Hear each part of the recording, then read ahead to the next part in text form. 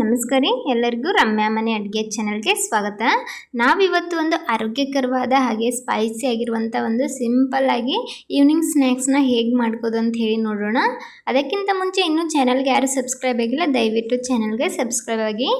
ನಾನಿಲ್ಲಿ 1 ಕಪ್ನಷ್ಟು ಶೇಂಗಾ ತೊಗೊಂಡಿದ್ದೀನಿ. ಆ ಶೇಂಗಾನ ಇವಾಗ ಒಂದು ಕಡೆಗೆ ಹಾಕ್ಕೊಂಡು ಚೆನ್ನಾಗಿ ಹುರ್ಕೊಳ್ಳೋಣ. ಈ ಥರ ಸಿಪ್ಪೆ ಬಿಚ್ಚೋ ಹಾಗೆ ಆಗಬೇಕು, ಅಲ್ಲಿಯವರೆಗೂ ಇದನ್ನು ಸ್ವಲ್ಪ ಹುರ್ಕೊಂಡ್ರೆ ಸಾಕು. ಇವಾಗ ಇದನ್ನು ಆರಿಸ್ಬಿಟ್ಟು ನಂತರ ಇದನ್ನು ಸಿಪ್ಪೆ ತೆಗೆದು ಇಟ್ಕೊಳ್ಳೋಣ. ಈ ಕಡೆ ಒಂದು ಕಡೆ ತೊಗೊಂಡು ಅದಕ್ಕೆ ಒಂದು ಸ್ವಲ್ಪ ಎಣ್ಣೆ ಹಾಕ್ಕೊಂಡಿದ್ದೀನಿ. ನಂತರ ಒಂದು ಸ್ವಲ್ಪ ಅರಿಶಿನ ಪುಡಿ, ಸ್ವಲ್ಪ ಜೀರಿಗೆ ಪುಡಿ, ಹಾಗೆ 1 ಚಮಚದಷ್ಟು ಖಾರದ ಪುಡಿ ಹಾಕ್ಕೊಂಡಿದ್ದೀನಿ. ಖಾರನ ನೋಡ್ಕೊಂಡು ಹಾಕ್ಕೊಳ್ಳಿ, ನೀವು ಯಾವ ಥರ ಖಾರ ಇಷ್ಟಪಡ್ತೀರಾ ಅಷ್ಟು ಖಾರನ ಹಾಕ್ಕೊಳ್ಬೋದು.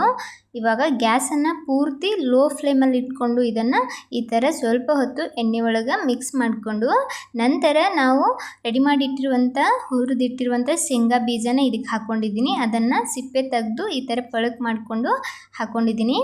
ಇವಾಗ ಪೂರ್ತಿ ಗ್ಯಾಸ್ನ ಲೋ ಫ್ಲೇಮಲ್ಲಿ ಇಟ್ಕೊಂಡು ಇದನ್ನು ಸ್ವಲ್ಪ ಹೊತ್ತು ಈ ಖಾರದ ಜೊತೆ ಚೆನ್ನಾಗಿ ಹುರ್ಕೊಳ್ಳೋಣ. ಗ್ಯಾಸನ್ನು ಆದಷ್ಟು ಲೋ ಫ್ಲೇಮಲ್ಲಿ ಇಟ್ಕೊಂಡು ಇದನ್ನು ಹುರ್ಕೊಳ್ಳಿ, ಇಲ್ಲಾಂದರೆ ಖಾರ ಎಲ್ಲ ಹೊತ್ಬಿಡುತ್ತೆ. ಇದನ್ನು ಈ ಥರ ಚೆನ್ನಾಗಿ ಸ್ವಲ್ಪ ಹೊತ್ತು ಹುರಿದು ತಣ್ಣಗಾಗೋಕೆ ಬಿಡೋಣ. ಇದು ತಣ್ಣಗಾದ ನಂತರ ಒಂದು ಮಿಕ್ಸಿಂಗ್ ಬೌಲ್ ತೊಗೊಂಡು ಅದಕ್ಕೆ ಈ ಮಸಾಲೆ ಶೇಂಗಾನ ಹಾಕ್ಕೊಳ್ಳೋಣ. ನೋಡ್ಬೋದು, ಶೇಂಗಾ ನೋಡ್ತಾ ಇದ್ರೇ ತಿನ್ಬೇಕನ್ನಿಸುತ್ತೆ. ತುಂಬ ಮಸಾಲ ಎಲ್ಲ ಹಾಕಿದ್ದೀವಿ, ತುಂಬ ಚೆನ್ನಾಗಿರುತ್ತೆ. ಟೇಸ್ಟ್ ಮಾತ್ರ ಸೂಪರ್ ಆಗಿರ್ತದೆ. ಖಾರವಾಗಿ ಸ್ಪೈಸಿಯಾಗಿ ತುಂಬ ಚೆನ್ನಾಗಿರುತ್ತೆ. ಇವಾಗ ಅದಕ್ಕೇ ಒಂದು ದೊಡ್ಡ ಸೈಜ್ ಈರುಳ್ಳಿನ ಕಟ್ ಮಾಡಿ ಸೇರಿಸ್ಕೊಂಡಿದ್ದೀನಿ. ನಂತರ ಒಂದು ಸ್ವಲ್ಪ ಕ್ಯಾಪ್ಸಿಕಮ್ನ ಕಟ್ ಮಾಡಿ ಸೇರಿಸ್ಕೊಂಡಿದ್ದೀನಿ. ದೊಡ್ಡ ಮೆಣಸಿನ್ಕಾಯಿ ಬರುತ್ತಲ್ಲ ಅದನ್ನು ಒಂದು ಸ್ವಲ್ಪನೇ ಈ ಥರ ಚಿಕ್ಕದಾಗಿ ಕಟ್ ಮಾಡಿ ಸೇರಿಸ್ಕೊಂಡಿದ್ದೀನಿ. ಹಾಗೆ ಒಂದು 2 ಹಸಿ ಮೆಣಸಿನ್ಕಾಯಿನ ಸಣ್ಣದಾಗಿ ಕಟ್ ಮಾಡಿ ಹಾಕ್ಕೊಂಡಿದ್ದೀನಿ. ಹಾಗೆ ಒಂದು ಸ್ವಲ್ಪ ಗಜ್ರಿನ ಈ ಥರ ತುರಿದ್ಬಿಟ್ಟು ಸೇರಿಸ್ಕೊಂಡಿದ್ದೀನಿ. ಕಟ್ ಮಾಡಿ ಸಹ ಹಾಕ್ಕೊಳ್ಬೋದು, ನಾನಿಲ್ಲಿ ತುರಿದ್ಬಿಟ್ಟು ಹಾಕ್ಕೊಂಡಿದ್ದೀನಿ. ನಂತರ ಇದಕ್ಕೇ ಒಂದು ಸ್ವಲ್ಪ ಸೌತೆಕಾಯಿಯನ್ನು ಈ ಥರ ತುರಿದ್ಬಿಟ್ಟು ಸೇರಿಸ್ಕೊಂಡಿದ್ದೀನಿ. ಬೇಕಾದರೆ ಇದನ್ನು ಚಿಕ್ಕದಾಗಿ ಕಟ್ ಮಾಡಿ ಸಹ ಹಾಕ್ಕೊಳ್ಬೋದು, ನಾನಿಲ್ಲಿ ಇದನ್ನು ತುರಿದ್ಬಿಟ್ಟು ಸೇರಿಸ್ಕೊಂಡಿದ್ದೀನಿ. ನಂತರ ಒಂದು ಮೀಡಿಯಮ್ ಸೈಜ್ ಟೊಮೆಟೊನ ಕಟ್ ಮಾಡಿ ಹಾಕ್ಕೊಂಡಿದ್ದೀನಿ. ಇಷ್ಟ ಆದರೆ ಟೊಮೆಟೊ ಹಾಕ್ಕೊಳ್ಬೋದು, ಇಲ್ಲಾಂದರೆ ಟೊಮೆಟೊನ ಸ್ಕಿಪ್ ಮಾಡಿದ್ರೂ ಸಹ ನಡೆಯುತ್ತೆ. ನಂತರ ಒಂದು ಅರ್ಧ ಚಮಚದಷ್ಟು ಚಾಟ್ ಮಸಾಲ ಹಾಕ್ಕೊಂಡಿದ್ದೀನಿ. ಚಾಟ್ ಮಸಾಲ ಹಾಕಿದರೆ ತುಂಬ ಚೆನ್ನಾಗಿರುತ್ತೆ ತಿನ್ನುವಾಗ. ಸ್ವಲ್ಪ ಕೊತ್ತಂಬರಿನ ಈ ಥರ ಕಟ್ ಮಾಡಿ ಹಾಕ್ಕೊಂಡಿದ್ದೀನಿ. ಲಾಸ್ಟಲ್ಲಿ ಒಂದು ಸ್ವಲ್ಪ ಸೇವನ್ನ ಹಾಕ್ತಾಯಿದ್ದೀನಿ.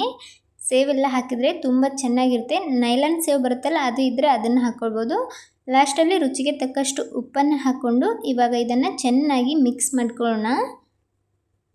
ಈವ್ನಿಂಗಲ್ಲಿ ಏನಾದರೂ ತಿನ್ಬೇಕನ್ನಿಸ್ದಾಗ ಈ ಥರ ಆರೋಗ್ಯಕರವಾಗಿ ಸ್ನ್ಯಾಕ್ಸ್ನ ಮಾಡ್ಕೊಂಡು ತಿನ್ಬೋದು.